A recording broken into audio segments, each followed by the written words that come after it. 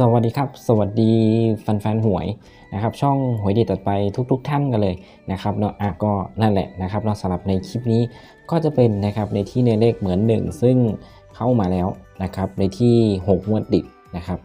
ก็จับได้ทั้งบนทั้งล่างนะครับเดี๋ยวในงวดนี้มาเน้นแล้วกันเนาะสำหรับในที่ในสูตรเนี้ยนะครับจะเป็นบนหรือเป็นล่างนะครับเนาะยังไงก็อย่าลืมกดไลค์นะครับเป็นกำลังใจให้กันด้วยใครมีแนวทางดีๆแนวทางเด็ดๆนี่ก็คอมเมนต์นะครับมาแบ่งปัน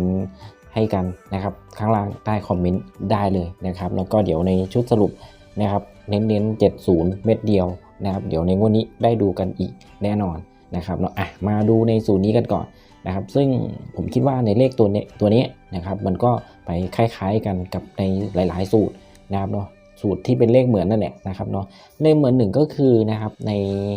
ตั้งแต่ในปี63นะครับคล้ายๆกันในช่วงล่าสุดนี่แหละปี65นะครับปี64มา65เนาะนะครับนี่แหละที่2งวดติดนะครับเดี๋ยวที่เป็น4ก็เป็น4 8ก็เป็น8นี่มาบนด้วยเนี่ยมันออกมาแบบนี้นะครับเลขออกมาแบบนี้มีไม่บ่อยหรอกนะครับเนาะเนี่ยก็มาดูกันนะครับเราว่าในงวดนี้นะครับจะได้ที่ในเลขเด่นตัวไหนนะครับซึ่งเหมือนเดิมเลยนะครับก็จะเอาตัวเด่นในฝั่งนี้นะครับนี่แหละมาแทบทุกงวดนะครับตัวเด่นในฝั่งนี้นี่จับยังไงนะครับก็คือเราจะนำในหลักแสนนะครับอย่างเช่นในงวดที่แล้วนี่หลักแสนนะครับกับหลักหน่วยล่างจับบวกกัน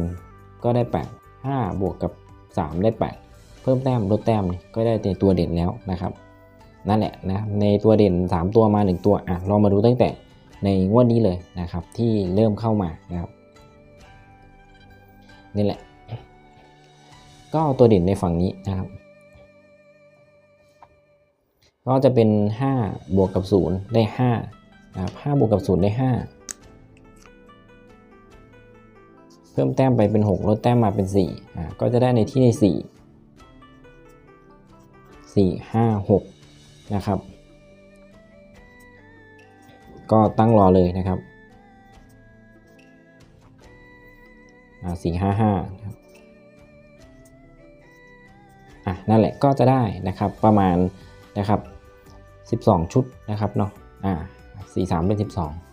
12แล้วตัวที่จะมาจับนะครับนี่เราได้เด่น4 5 6แล้วตัวที่จะมาจับเลยแล้วก็จะไปเอางวดก่อนหน้านะครับอันนี้เราจะมาหาในงวดนี้นะครับแล้วนี่งวดก่อนหน้าก็คือเอาในหลัก10นะครับ10ล่างจับมาลดแต้มนะครับลดไป1แต้มแล้วก็เพิ่มไป2แต้มเพิ่มไปยังไงเอา1มาก่อนนะครับเนาะ1นี่ก็ได้1ลดมา1แต้มนะก็จะเป็น0เพิ่มไป2แต้มนะครับจาก1ก็จะเป็น2แล้วก็3นั่นแหละก็จะได้ในชุดนี้นะครับก็สำหรับผลที่ออกเลย5 8 3 4 2นะครับ5 8 3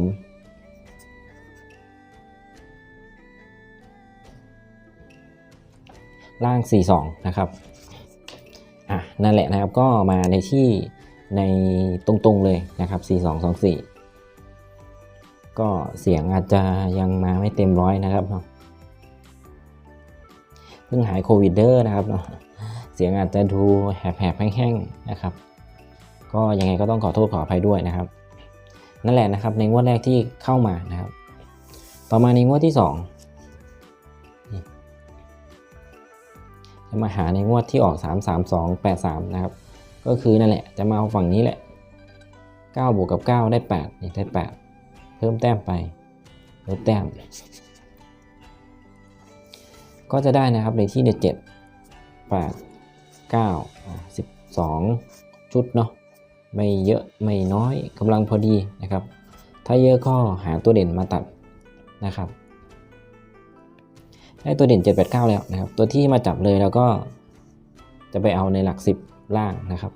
ในงวดก่อนหน้านะครับก็คือ4ได้4ลดมา1แต้มนะครับก็จะเป็น3เพิ่มไป2แต้ม 6นี่แหละก็จะได้ในชุดนี้นะครับก็สำหรับผลที่ออกเลยนะครับก็จะเป็นในที่ใน3 2นะครับล่าง83มาไหมครับ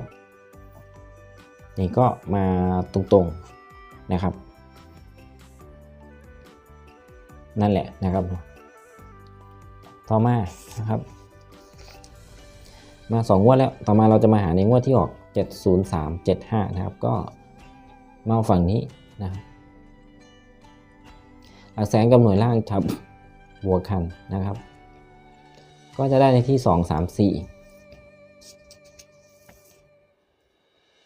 2 3 4นะครับก็ตั้งรอไว้เนาะ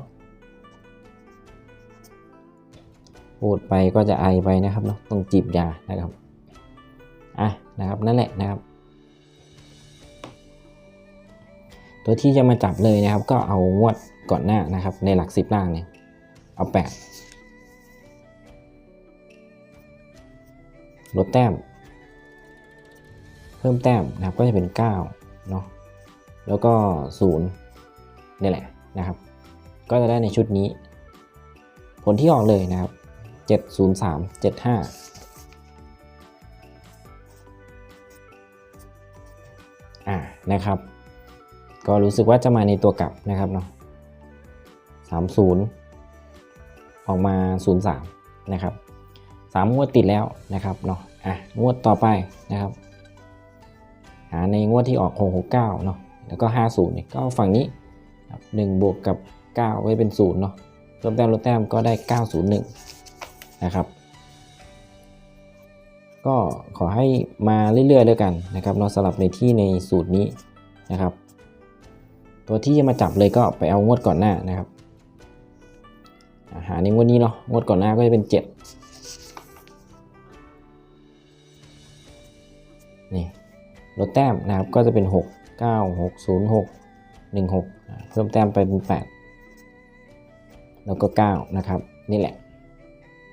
ก็สำหรับผลที่ออกเลยนะครับก็จะเป็นในที่ใน6 9นะครับแล้วก็50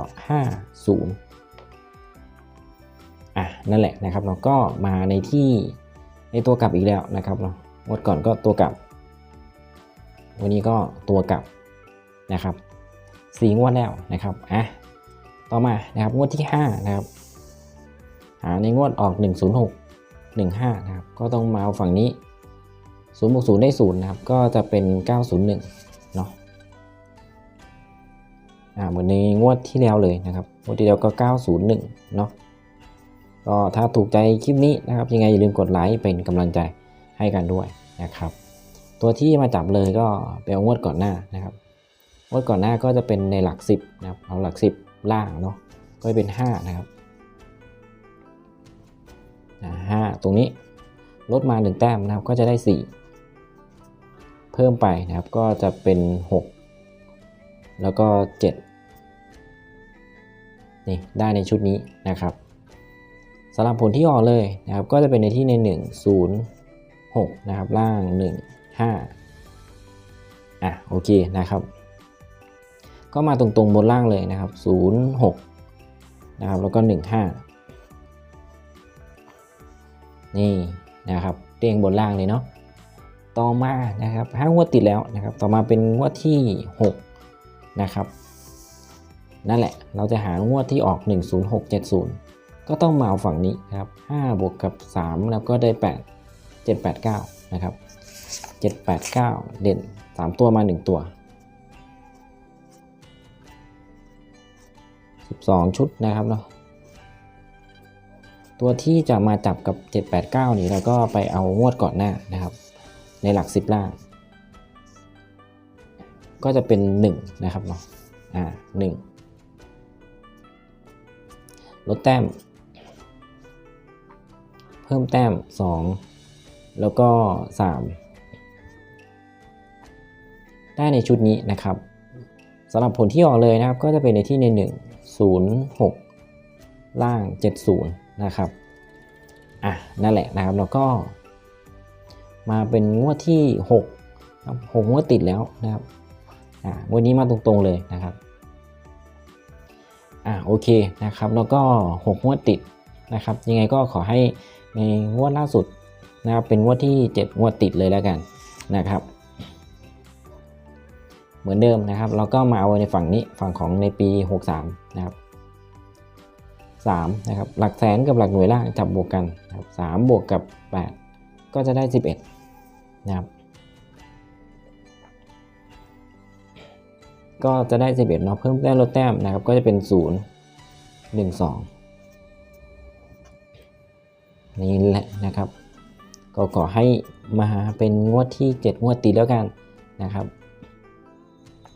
ตัวที่จะมาจับเลยก็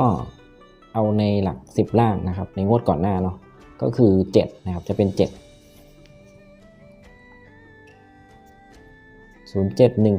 27ลดแต้มทีนี้นะครับก็จะเป็นในที่ใน06 16 26จาก7เพิ่มแต้มไปเนาะ2แต้มนะครับก็จะเป็น8 08 18 28 0 9 19 29นะครับนี่แหละนะครับเนาะเลขชุดนี้นะครับในงวดของวันที่16นะครับพฤศจิกายนก็ขอให้มาเป็นงวดที่7งวดติดแล้วกันนะครับเนี่ยตัวเลขในนี้มีให้ชนกันหลายๆสูตรอยู่นะครับเนาะสูตรเลขเหมือนนี่แหละนะครับนั่นแหละก็ขอให้เท่าที่ดูน่าจะสลับบนสลับล่างหรือเปล่านะครับเนาะเนี่ยมาล่าง2งวดมาบน3งวดมาล่าง2งวดงวดนี้นะครับผมว่าน่าจะมาล่างอีกนะครับหรือใครชอบบนก็นำไปจับแล้วกันนะครับเนาะแต่ที่แน่ๆนะครับจับไปตรงๆไปเลยนะครับจับตรงๆไปเลยไม่ต้องกลับนะครับเนาะใครทุนน้อยซื้อตรงๆไปเลยนะครับโอเคแคปหน้าจอแล้วเนาะนะครับนั่นแหละนะครับก็จะเป็นในที่ในเลขเหมือน1เลขหรือว่าจะออกคล้ายๆกันนี่เนาะในหลัก83 83 38งวดที่แล้ว70งวดนี้07หรือเปล่าเนี่ยเนาะ83ครั้งก่อนก็เลขวนออกในตัวเดิมนั่นแหละนะครับเนาะโอเคนะครับก็ยังไงอย่าลืมกดไลค์นะครับเป็นกำลังใจให้กันด้วยนะครับถ้าไม่รู้ว่าจะเอาในสูตรไหนคลิปไหนเดี๋ยวรอในชุดสรุปแล้วกันนะครับก็ถ้าเสียงไม่ดีอะไรยังไงนี่ก็ต้องขอโทษขออภัยด้วยนะครับเนาะก็อัดคลิปไปก็ต้องจิบยาไปนะครับเนาะโควิดหายแล้วนะครับแต่ก็ยังมีอาการไอนะครับเนาะคุยเยอะก็ไอเยอะนะครับเนาะแค่นี้แหละนะครับก็ขอให้ทุกท่านโชคดีนะครับแล้วพบกันใหม่ในคลิปหน้าสำหรับคลิปนี้ก็สวัสดีครับ